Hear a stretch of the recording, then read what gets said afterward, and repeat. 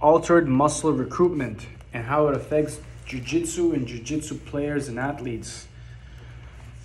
Static malalignments, altered length tension relationships resulting from poor static posture, joint dysfunction, and myofascial adhesions may lead to altered muscle recruitment patterns, altered force couple relationships.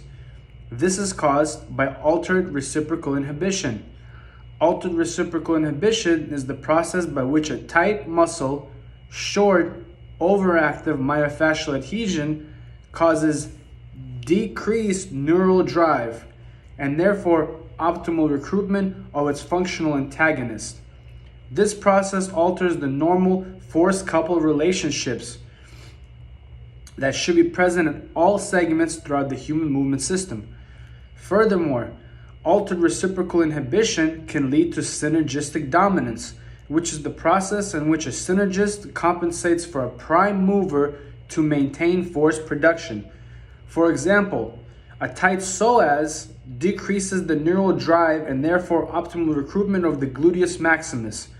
This altered recruitment and force production of the gluteus maximus, which is the prime mover for hip extension, leads to compensation and substitution by the synergists, which are the hamstrings, and stabilizes erector spinae. Now, how does that affect us jiu-jitsu players? Well, since we spend so much time on our back playing guard, our psoas and the hip flexor is also in a very short state because we're always using the hooks in the feet to pull our partner, opponent, training partner in and stabilize them.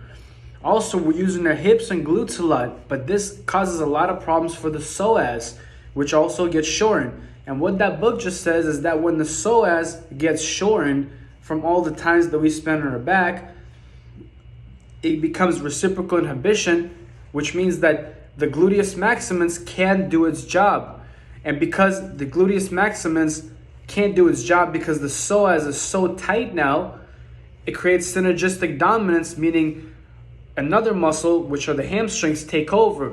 And if the hamstrings take over, they get super tight, and the hamstrings, it's all connected. It goes up to the lumbar spine, and sometimes you get problems in the QL, lumbar spine. It just becomes a really bad problem for the lower back. And I hear a lot of times training partners come up to me and they ask me, and I stretch their hamstrings and it's super, super tight, and their hips are tilted forward. You can see this in a lot of sports, but especially we're talking about jiu-jitsu, this happens pretty common. Just something to think about.